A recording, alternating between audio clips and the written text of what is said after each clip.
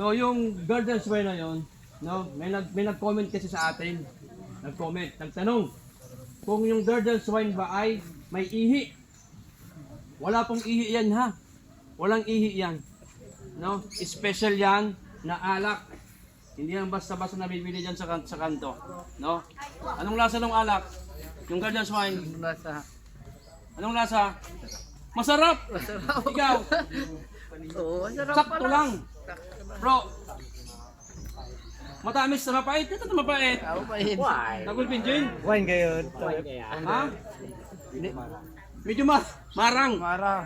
Bro, Tawyo. Nasa brand sa tawyo. so masarap. Marang. Ganyan ang kapatiran. Ilada ko, No? no? Sinisimbolo ng alak. Ang garden swine ng ating kapatiran. Masaya? Masaya tayo ngayon. Ano sabi mo? Mapait? Sakto lang, no? Hindi naman masaya, hindi naman mahirap, sakto lang, no? Mapait. Ganyan ang buhay. Hindi laging masaya. May mapait, no? May tampuhan, may galit. So yun ang pait. Maanghang. So dapat parang sili, no? Sili. Maalab.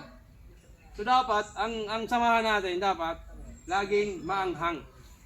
Bako sumaharang na nagbuburlagan kita. Sumaharang na burugkos. Ano? So walang ihi ang ating garden swine. Bawal po 'yan, no? Bawal 'yan. Walang illegal diyan na mga nilalagay, no? Walang paminta, ha? Walang paminta diyan, ha? Walang paminta diyan, walang kamatis, walang sibuyas.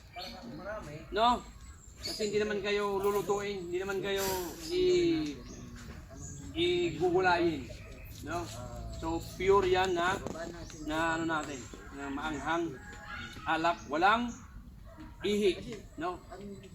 Parang buhay natin, hindi laging masaya, hindi laging maganda.